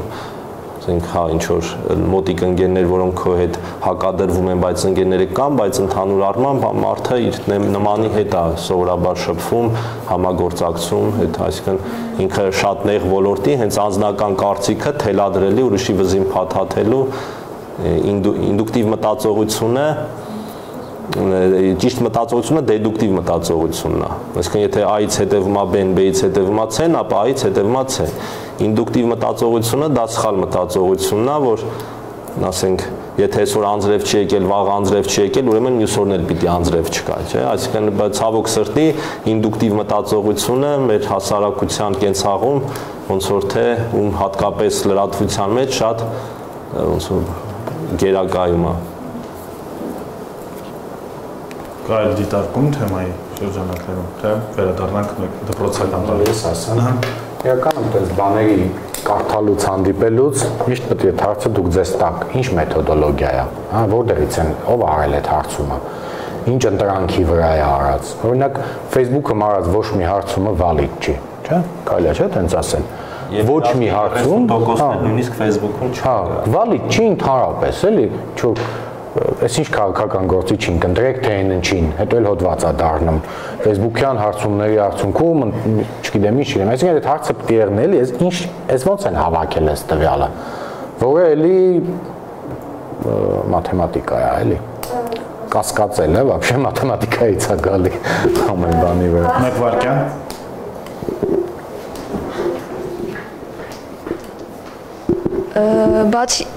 Բացի դրանից համացանցի հարցումներին պետք չի շատ ուշադրություն դարձնել, որովհետև ինչպես գիտենք, համացանց ոչ բոլորը ունեն ու հաստատ սահմանամերձ գյուղում ապրող շատ մարդիկ չունեն, բայց կարող է իրանք ավելի դժգոհ են իրավիճակից ու ավելի օբյեկտիվ գնահատեն իրավիճակը, քան օրինակ քաղաքի կենտրոնում ապրող մարդը, ով ունի ինտերնետ, համացանց ու կարողանում է քվեարկել, այսինքն այդ փաստն էլ պիտի հաշվի առնվի։ Դրա համար համացանցում տեղ գտած ոչ մի հարցում չի կարող օբյեկտիվ լինի։ Կոմենտ ասվածի վրայով։ Լսենք ընդհանուր մեկնաբանությունները, դու արդեն հարցերի։ Ինձ թվում է Facebook-ը տվյալ պարագայում պետք չի բացառել, որովհետև Հայաստանում, հենց հայկական իրականությունում Facebook-ը բավականին ծառակշիռ դեր է զբաղեցնում ու Facebook-ով ահագին խնդիրներ լուծվում են։ Այդ չգիտեմ, հենց թեկուզ ինչ-որ օգնության, չէ, եթե կներեք, որ ընդհատում եմ, նույնիսկ հարցումների պարագայում մենք ոչ թե ասենք, որ ինքը վալիդ չի կամ միանգամից փորձենք իրան վետո դնելու ասել, չէ, փորձենք հասկանալ, թե ինչ տարբերակով կարելի է իրան վերլուծել ու ինչ տարբերակով կարելի է այդ դատան էլ կարողանալ օգտագործել ու տեսնել ուր է տանում, որովհետև լիքը մարդ Facebook-ը դարձել է օրագրային բան, որ մարդիկ մտնում են, իրենց մտքերը ուղղակի գրում են ու մարդիկ շատ ժամանակ իրենց կարծիքը արտահայտելու տեղ է պետք, հա։ Եթե ինչ-որ մեկը հարցում է անում Facebook-ում, կարելի է դա էլ վերցնել ու մշակել ինչի՞ չէ ու բավականին հետաքրքիր դատա կլինի։ Ասածս այն է, որ դա էլ է գիտելիքի ինչ-որ մի ֆորմա ու պետք չի բացառել ու պետք չի ընդհանրապես ժխտել դա։ Ընդհանրապես Facebook-ի սոցիալական ցանցի կապերը տոպոլոգիական ինչ-որ կառուցվածք ունեն ու եթե դու սոց հարցում ես անում, ապա այդ հարցման թիրախը միշտ լինում է ինչ-որ փոքր շրջան։ Եթե կարողանաս հարցում անել, եթե ասենք 200,000 հոգի Հայաստանի քաղաքացիներ, որ գրանցված են Facebook-ում, դրանց մեջ կարողանաս հարցում անել, բնականաբար այնտեղ կլինի եւ Շամշադինից, եւ Էջմիածնից, եւ Գորիսից բնակիչներ, դու կկարողանաս ինչ-որ պատկեր ունենալ, բայց եթե Գորիսեցին հարցումը իրականացնում 99.9%-ով Երևանա բնակները այդ հարցումը չեն տեսնում կամ միայն իր բարեկամները, որտեվ եթե ես որ քվեարկում եմ, չէ, ինչ որ բանին, իմ ընկերների ցուցակում տեսնում եմ, որ Սմբատ Գոգյանը քվեարկել է սրան, իրանք էլ նայում են, կարող է իրանք էլ քվեարկեն, այսինքն իմ քվեարկությունը ինքն իրենով բերեց ոմանց հետևելը այդ քվեարկությանը։ Եթե ես ունեմ Facebook-ում, ասենք 5000 ընկեր, ինչ որ մեկ ունի 250 ընկեր, բնականաբար իմ քվեարկածը իմ տեսակի մարդկանց ավելի մեծ ազդեցություն կբերի։ Հետևաբար Facebook-ը իր ծավալվածությունը ունի, բայց Facebook-ի սպეციფიკայից ելնելով դա չեն կարող անել։ Ուրիշ բան, եթե բռնես բջջային հեռախոսների համարներով պատահական 200 հատ ընտրես ու սկսես զանգել, ինքը ավելի օբյեկտիվ կլինի, քան թե 10000 Facebook-ինը, որտեվ այդ 200 հոգու մեջ, քանի որ հեռախոսը համարը ըստ տարածաշրջանի ու կենցաղային պայմանների պայմանավորված չի, բացի այն գոտ համարներից էլի, որ ասենք բոլորը 3, բոլորը 4, դրանց որ հանում ես, այն մնացածի մեջ այն ոնց որ Շամշադինից Էջմիածնից, տենց էլ Գորիսեցու ընկնելու հավանականություն կա։ Դուրս կմնա միայն այն խավը, որը հեռախոս չունի։ Այդտենց դու կարող ավելի օբյեկտիվ կլինի։ Դա արդեն վերադառնում բանել ասեմ, լավ հարց եկել կամ մեկնաբանություն։ Հարցը թե մեկնաբանություն։ Ուզում եք լրացնել, որ ինչ վերաբերում է հայկական իրականության կներեք լավ։ Facebook-յան հարցումներին, որոնք հիմնականում փակ են լինում, պետք չի բացառել ֆեյքերի արկայությունը ու դրանց մեծ թվաքանակը, որը կյանքում չի կարող տա ճիշտ պատկերը հարցման։ Հենց այդ է ուզում ասեմ, հետո մի բան էլ կա, տեսեք, դուք երբ որ ասում եք Facebook-ով հարցում ենք անում, մենք այնտեղ ռեալ հավաքված դատայի շատ քիչ բանին շերտին ունենք էլի հասանելիություն։ Ոնց որ այդ այնտեղ կա դատա, как бы Ցուկերբերգը կարա համաշխարհային հարցում կազմակերպի, մի հատ էլ հավասարաչափ բաժանի, այսինքն այնպես բաշխումանի, որը որ այդ բոլոր ոնց ասեմ հասարակական շերտերը, կյանքի ոճերը, չեմ անում տնտեսական իազմակարդակներով որ դե ապրում, իրանք կարան դա կազմակերպեն, մենք չենք կարա։ Մենք նույնիսկ այդ հարցումը ուտել, մենք տնալու ենք 200 հոգի սենց քվեարկեց, 300 հոգի սենց, 400, այդ ովքեր են այդ 200 ինչ տեսակի մարդիկ են, ինչ են, հա, ձեռով կամ API-ներով կարելի է սկսել քաշել, մաշել, բայց դա տրված չի այդ դատան իրականում, տրված է մենակ ինչ որ արդյունք, որի տակ կան ֆեյքեր, որի տակ կան այդ ոչ համասեր ցանցը, որ ինչ որ մարդիկ ոնց որ ավելի խիտ են կապված իրար հետ այդ ցանցի մեջ, քան մյուսները, իրականում ինֆորմացիայի տարածման ճանապարհները Facebook-ի մեջ հենց այդ ցանցի մեջով են տարածվում։ Եթե advertising չես միացրել, դա էլի դրել ես ուրեմն ինչ որ կոնկրետ շերտի վրա մարդկանց, հա, այսպես բաները պետք է հաշվի առնել։ էտա։ Պլյուս fake-երը, պլյուս շահագործման եղանակներ, ընդ հազար հատ ծակ կա, կարելի է ինչ-որ exploit-ներով պատտել, լայքերը, view-երը եւ այլն հակերսկի ճանապարհներով։ Էլի այդ սաղ այդ պատճառները բերում են նրան, որ այնպես պետք է մի քիչ լուրջ չվերաբերվել Facebook-ով արած հետազոտությանը, էլի, որը ինչ-որ հարաբերություններ ունի, որ այ Հայաստանի մասին այսինչ բանը մենք ասում ենք, որովհետեւ Facebook-ով հարցում են կարել։ Հա, այսպես։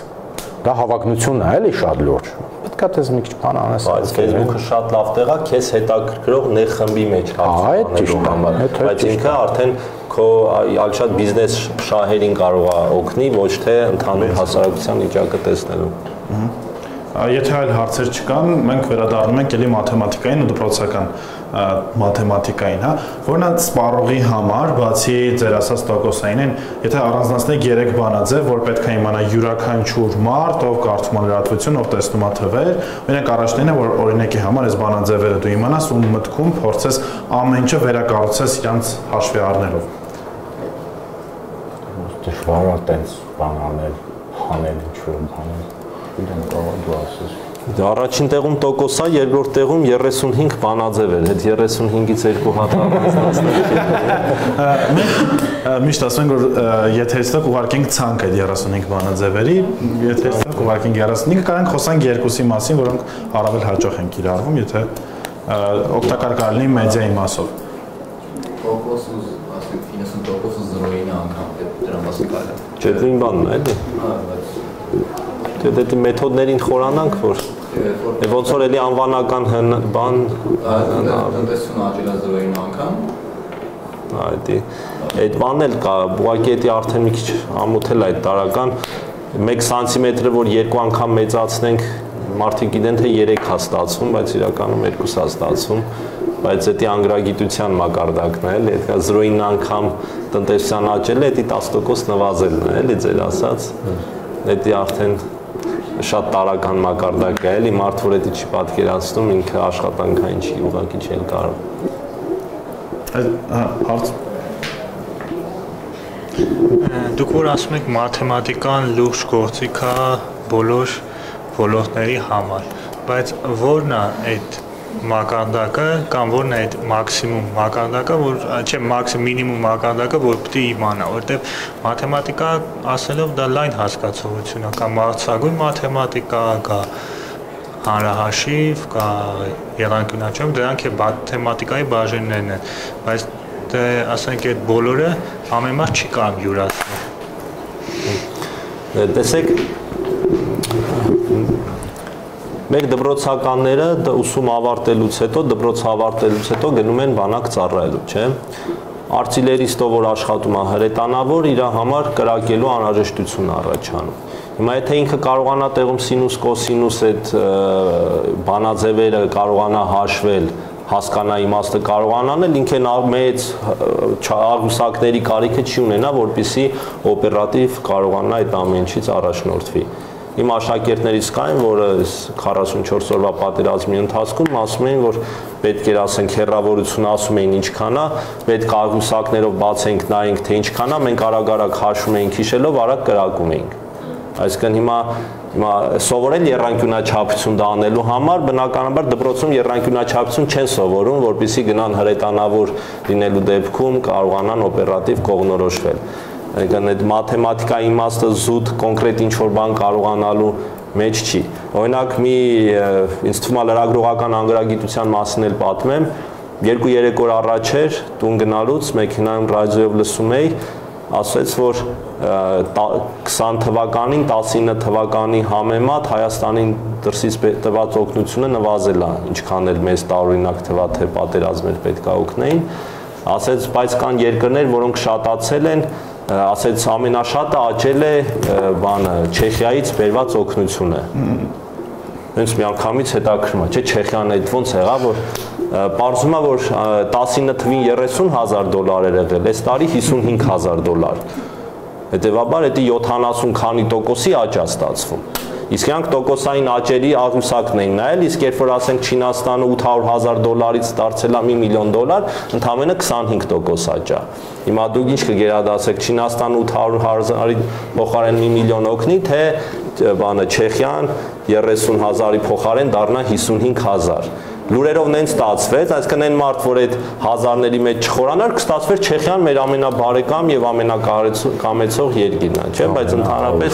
հարուստ շատ օգնող նաեւ էլ համարյա կրկնապատկվել է 30-ից դարձել է 55, համարյա թվերը կարող են հիմա մի քիչ խարխնեմ, ուղղակի մոտս տպավորությունը մնաց։ Դեսեք, ես էլ, եթե դու տոկոսը թիվ ընդհանուր հասկանում ես, այստեղ պարզ է, այստեղ այս մարդն էլ յանի լավ տոկոսով է արել, բայց իրականում իրավիճակից կախված այդ ոնց որ մաթեմատիկան օգնում է այդ իրավիճակները, այսինքն ականջից լսելուց ֆիլտրելը։ Եթե դու չես իմանում այդ ամեն ինչը, այդ ֆիլտրները քո ուղեղի մեջ մեկնաբանման ընկալման չեն աշխատում։ Կներեք։ Ու մաթեմատիկան էլ պետք է սովորել հիմնականում կենցաղային ճանապարհով։ Այսինքն խնդրագրքում 55 հատ խնդիր հերթով լուծելով գնալը չէ, երբ որ դու իրավիճակի հետ կապված, կյանքի հետ կապված մի երկու հատ օրինակ ես բերում, ստացվում է։ Ես իմ դպրոցի եկան աշակերտների հետ 2015-16 թվականներին բիթքոին առնել վաճառելու միջոցով ֆունկցիայի գրաֆիկն էինք սովորում, ու ասենք նրանք շատ ավելի արագ ու հեշտ ու իրականում միգուցե պետք էր խորհուրդ տալ առնեին, որովհետեւ խորհուրդը բնականաբար դպրոցականներին չի կարելի տալ այդ առևտրի մեջ մտնել, բայց ասենք կանչեց իրանց ծնողներին, չէ։ Ես կառնեի, որ ես տալ լինեի, բայց այդ ամեն ինչը, որ եթե մաթեմատիկան կյանքի օրինակների միջոցով ա լինում, շատ ավելի լավ, ձեր ասած ոչ թե ինքը լինում абստրակտ, որը նույնիսկ չես էլ ուզում սովորես, այլ հասկանում ես, թե ինչի համար ես սովորում ու ստացվում ավելի լավ։ Ուղղակի ասենք նույն այդ վիճակագրությունն է, դա էլ է մաթեմատիկական բանաձև է, այդ մոդելներ են կիրառվում, նույն ասենք այդ մաթեմատիկայի միջոցով նոր գիտություններ առաջացան, օրինակ ես մասնագիտությամբ դեղագետ եմ, ֆարմակոմետրիկա, այդ մաթեմատիկական մոդելավորումը, ասենք դեղ արտադրության մեջ, այդ տենց մոտավորապես տենց այդ կարգի գիտություն է, էլի դրա համար եմ ասում այդ սահմանը չափը որտեղ է կամ դպրոցական մաթեմատիկան ինքը ոնց որ ամփոփ է բավականաչափ, բայց դրանից բնականաբար թե դուք ինչը կկիվերցնեք, ոնց կկիրառեք, հազար ու մի ուղղություններ առաջանում են։ Ես իմ օրինակից էի ուզում բերեի, որ մեր կրթական հաստատությունը, որտեղ ես սովորել եմ, մենք հավանականության տեսություն սովորում էինք կուժի մեջ գնդեր հանելուն նետելով, այն դեպքում, երբ որ բացարձակ պրակտիկ չէր, էլի ամեն ինչ, նույն ընկերներից ուրիշով սովորել եմ ֆրանսիական համալսարանում, ամեն ինչը պրոյեկտված էր տնտեսագիտության օրինակներով, էլի դրա վրա, ու ամբողջ խնդիրը իմ էլի սուբյեկտիվ կարծիքով, որ դրա շատ դեպքերում չի ցույց տրվում դրա կիրառելի կողմը, ոնց որ դուք ասում եք, եթե օրինակներով բերի, շատ ավելի պատկերավոր կլինի ու տպավորիչ հիշելու համար, իսկ իմ դեպքում ես չի հասկանում, թե այս գնդակ նետել հանելի ինչ կարա տա, էլի։ Ես ձերս շատ համամիտ եմ այն առումով, որ մաթեմատիկան հանրահաշիվ երկրաչափությունը կյանքում պետքա կյանքի միջոցով է սովորում, սովորական չգիտեմ, երբ որ վարագույր ես առնում, այդ ժամանակ ես զգում երկրաչափություն գիտես թե չգիտես, իսկ ինչ վերաբերվում է լրագրության մեջ, գիտեք, խնդիրը իմ կարծիքով։ Երբ որ պետական մարմնից գալիս է հայտարարություն կամ ինչ որ գրաֆիկա, եւ արագ պետքա դա գնա եթեր կամ արագ, երբ որ այդ միտքը չկա, օրինակ հիմա այսքան մարդու մոտ այդ միտքը արդեն կա, մի հատ նայել հարաբերությունը տոկոս, արդյունք, իսկ երբ որ այդ միտքը ի սկզբանե այդ մարդու մոտ դրված չի, ինքը վերցնում է, եթերի համար տեքստը հանում է ու կարդում է։ Այսինքն ինքը կարդում է այն, ինչ որ եկել է պաշտոնական մեյլով եւ այլն։ Ամբողջ խնդիրը լրագրողների մեջ, բոլորի մեջ հատկապես սկսող այդ որ տանենք նրան, որ մի հատ համեմատիր ու սեփական եզրակացություն արա ու զգա ինչը պետքա կարդալ։ Ժուրնալիստիկայի ֆակուլտետում չեք անցնում ենք բոլոր մասնագիտությունները, բայց որ ուղղորդվում է, ոչ բոլոր դեպքերում է ուղղորդվում։ Այսինքն այդ ինֆոն մի քիչ ֆայմի հարցել է գուցե, հարցը չի, բայց ոչ բոլորն են հստակ ու ուղիղ ասում, երբ որ գալիս է, մի հատ դու համեմատությունը հասկացի, ինչ է քեզ ուղարկած։ Միշտ չի։ Կա ավելացում մտքի հետ կապված, թե հա ունենք հարց։ Այսքան խոսեցինք սրա կարևորության մասին, որևէ գրքեր կամ ֆիլմեր կամ հարթակներ կան, որ խորհուրդ կտակ այդտեղից օգտվել, մեր առօրյա կյանքի մաս դարձնել մաթեմատիկական գիտելիքները ու որ կարողանանք առավել արդյունավետ օգտագործել այդ գիտելիքը մեր մասնագիտական ոլորտներում։ Որտենց Երևի այս անգամ չենք արտակից, արտակ դու որպես ներդասախոս։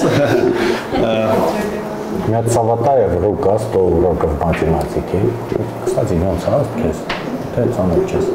Իրանց համար չգիտեմ, իրանք ինչ։ Չէ, այնտեղ բանը էլի դպրոցական բանից է։ Չէ, իրանց համար։ Լավ, փորձեք համել ֆիդբեք կտակ ոնց է գնում։ Չէ, անկեղծ էլի հետաքրքիր է։ Սավատաև էլի մի հատ ռուս պոպուլարիզատոր կա, ոնց որ հայրենասնող մաթեմատիկայի 100 уроков, տենց իա սայթում էլ տենց հերթով կա։ Բերուսին Խան ակադեմիա, այսին 1000 ռեսուրս կա։ Կամ կարող տենց just for fun մի քանի հատ տենց YouTube-ի ալիքների կպնեք, number-ը ինչեր է, ասեք ցույց տամ։ Number-ով թվամոլ կա մի հատ։ Ինչև այդ մի հատ էքսպերիմենտ անենք, ինչև գտնի։ Հա։ Այդտեղ քանի մատ եք տեսնում։ Մենակ մի հոգի, հա թող, քանի մատ է,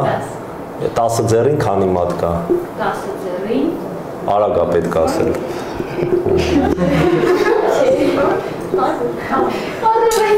Հա, բայց 100 ասողներ եղան, չէ՞։ Այս հարցը պետք էր արագ պատասխանել։ Եթե ես միանգամից ասեի 10 ձեռքին քանի մատ կա, միանգամից 50 կասվեր։ Բայց որ ասում եմ, այդտեղ քանի մատ կա, հետո այդ հարցն ես տալիս, մարդը միանգամից 100 ասում։ Ես էլ եմ 100 ասել, էլի, նենջի որ բանա։ Հենց էդի մարդուն ուղղորդելու ենթաբան կա, էլի, գնացեք տուն, փորձեք, բայց ասեք ես Մինուսին ներուզակ, ես իչքանելի, ասպրոն եմ։ Հա, մոտավորապես տենց։ Կամ մի հավը մի օրում մի ձու ածեց, երկու հավը երկու օրում երկու ձու չի ածում, 4 ձու է ածում։ Կամ երկու ոտքի վրա 50 կիլոգրամը մերի վրա իչքանակ սատին։ 10 հիստորիան Ես ցույց տվել այսօր։ Իսկ պարոն Գոգյան, դուք ունեք հարթակներ կամ որ ինքներդ հետաքրքրության համար մտնում եք կամ վերանայում եք, թե դրանք խորը մասնագիտական։ Ավելի շատ մասնագիտական են։ Հասկաց։ Դիլետանտական պարզ մակարդակի ուրիշ բնագավառներում եմ էլի հետաքրքրում, ոչ մաթեմատիկայում։ Մեկը էսա։ Շատ բան է, տենց addictive է, էլի։ Քաշում է, ասենց անդադ ուզում է որ նայես։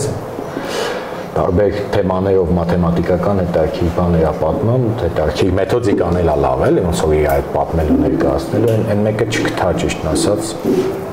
Մենք հնարավորություն ենք որտեղ ունենք բոլոր այդ մեյլերը, կարանք մեյլերին կանենք ուղարկենք։ Թեմայի հետ կապված, հա, հարց։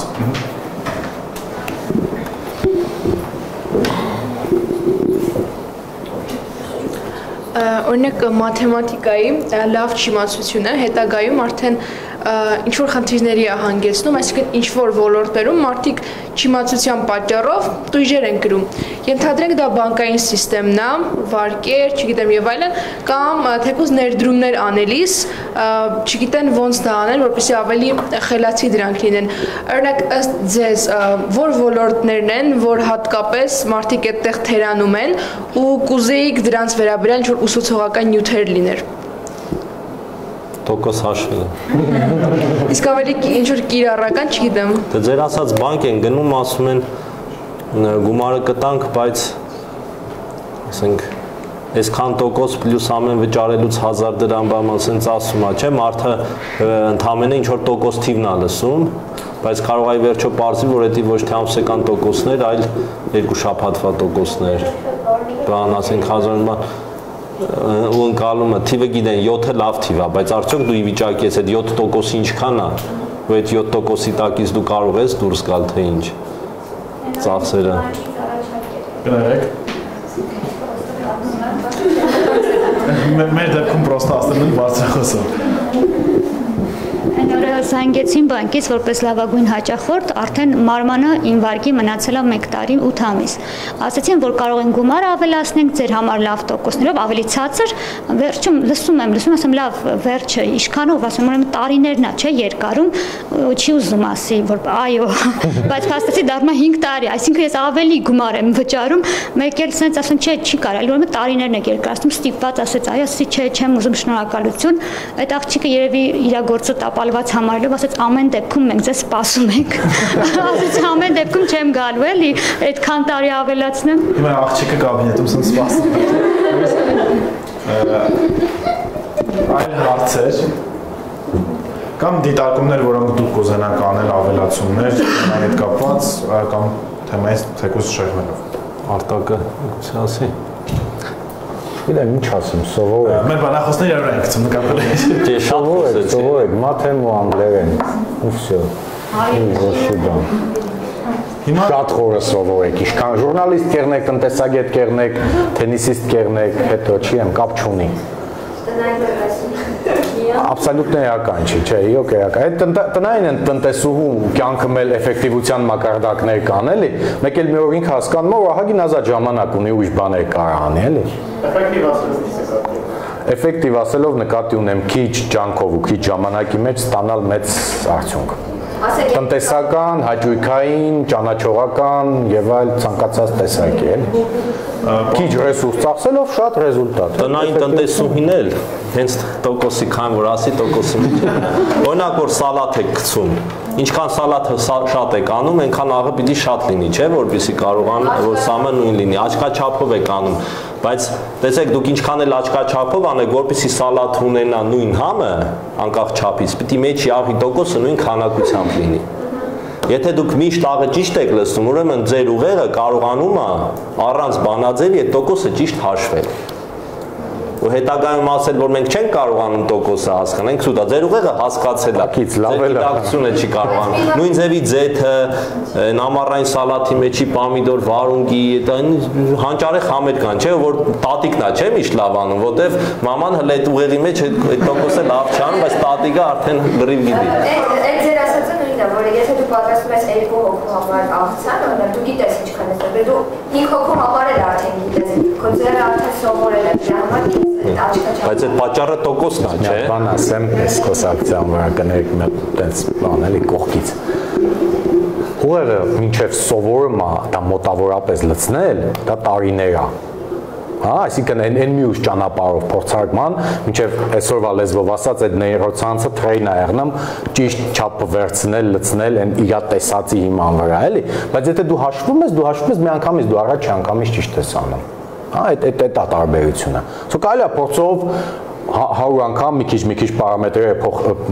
մի քիչ փոխելով ինչ որ արդյունք ստանալ վերջում։ Բայց եթե ինքը պլանավորած չի, ինքը հաշված չի, ինքը երկար է տևում, ժամանակը էլ էֆեկտիվության մասը է, էլի։ Բայց մի անգամից հաշվի, մի անգամից ճիշտ տարա բրցի կամ տատիկին նայ ոնց արե, դրա վրա բանաձևերը պտտի ու արդեն դու դրա կարաս հաշվես, էլի։ Տատիկը պետք չի գա։ Չէ, տատիկը միշտ պետք է, ոնց տատիկը մենակ ջարսակելու մարդ չի։ Դուք ունենք շատ ասելիք, մենք ունենք շատ ժամանակ։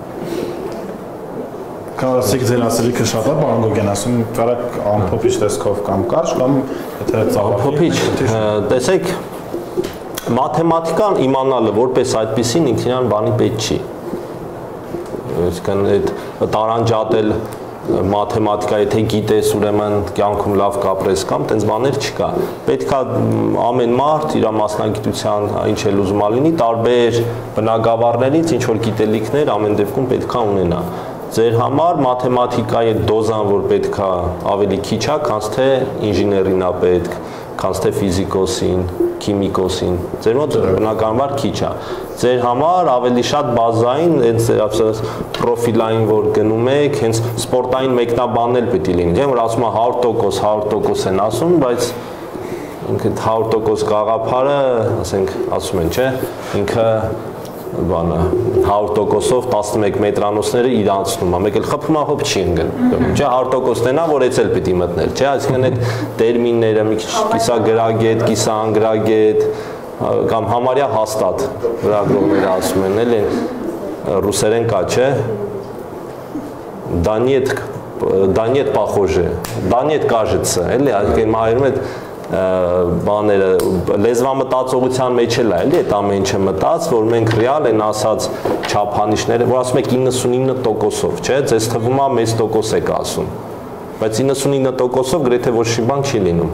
Նույնիսկ 99% նշանակում է, որ 100 անգամ դուք գնաք օդանավական, 100 անգամն էլ դուք չեք ուշանալու։ Աշխարհում քիչ մարդիկ կան, որոնք են 100 անգամն էլ չեն ուշանա։ Այսինքն թվում է, չէ, аэропորտ ուշանալի ինչ է, բայց նույնիսկ այդ 99%-ով իրականացնելը բավականաչափ բարդ է։ Իմ հետ 2 անգամ եղել է, որ չեմ թռել։ Ճիշտ է, հասել եմ, բայց ռեյսը չի եղել, չի թռել, հետաձգվել է։ Այսինքն եթե ես էլ 90-100 անգամ եւի թռել եմ։ Դեք նույնիսկ իմ մոտ 98%-ից չի անցնում։ Այսինքն այդ տերմինները ասելուց էլ, զգալուց էլ պետք ժամանակ է պետք որպեսզի զգաք, բայց այդ ամեն ինչը գործի մեջ, խոսքի մեջ, բան լինում է։ Տոկոսը կարևոր։ Տոկոսը։ Ձեր համար տոկոսն է բնականաբար։ Ու մեկ էլ միջինը։ 360 աստիճանով փոխել եք մեր ուղղությունը։ Դե ով էր ասել։ Ահա։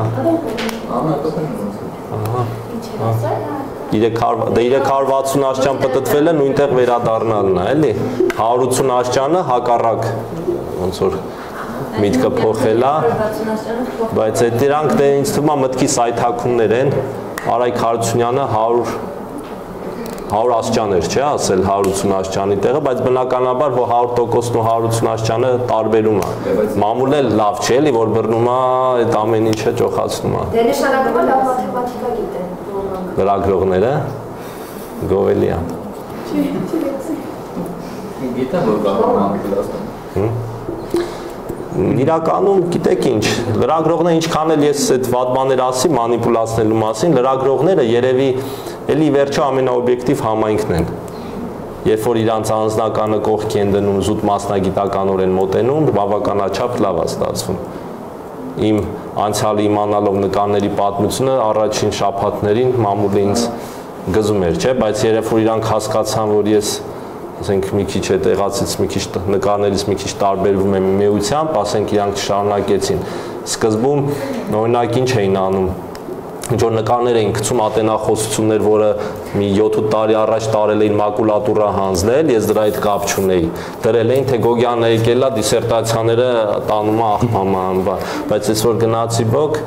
դրան արանքը այդ մակուլատուրայի գրքերն էին դրվում, էլ, այսինքն ես կապ չունեի, այդ ամեն ինչ արվում էր, բայց ինձ էր վերագրվում, այդ ամեն ինչը առանց հասկանալու, թե ես ոնց եմ վերաբերվում այդ ամեն ինչին։ Բնականաբար մամուլը սենց թարմարյուն տեսնի, հարցակվի, սկսի բզբզալ, գզգման, բայց երբ որ ինքը զգում է, որ էսի անշարժան նորմալ է, ինքը իր ակցենտը փոխում է, էլի, այդ թույլողակները շատ ֆենոմենալ ձևի կարողանում եք գտնել, ով է թույլողակ, ճիշտ է։ Քաղաքականությունը ուղղորդում է ֆինանսապես մամուլին ամեն դեպքում, այդ էլ վատ բան ասեմ, բայց ամեն դեպքում, երբ որ պետք է լինում ճիշտ օբյեկտիվ անել, դուք լավ կողնորոշվում եք այդ հարցում։ Այդ առումով շատ գովելի է։ Որ ուզում եք, կարում եք, հա։ Շատ լավ, դիտարկումներ, կարծիքներ, հա, մեր հանդիսատեսի կողմից, մասնակիցներ։ Լավ էր, լավ էր։ Շնորհակալություն բոլորին, մեզ նաև on-line հետևող մարդկանց, մենք կհանդիպենք այլ հանդիպման շրջանակներում, հետևեք մեզ մեր Facebook-յան էջով, կտեսնեք թե ինչի մասին ենք խոսելու, ում հետ ենք խոսելու, իսկ ձեզ շատ շնորհակալություն, լիքը բան բացահայտեցինք մեզ համար, նաև երևի թե մեզ on-line հետևողների համար կհանդիպենք, երբ որ կհանդիպենք։ Հաջողություն ձեզ, շնորհակալություն։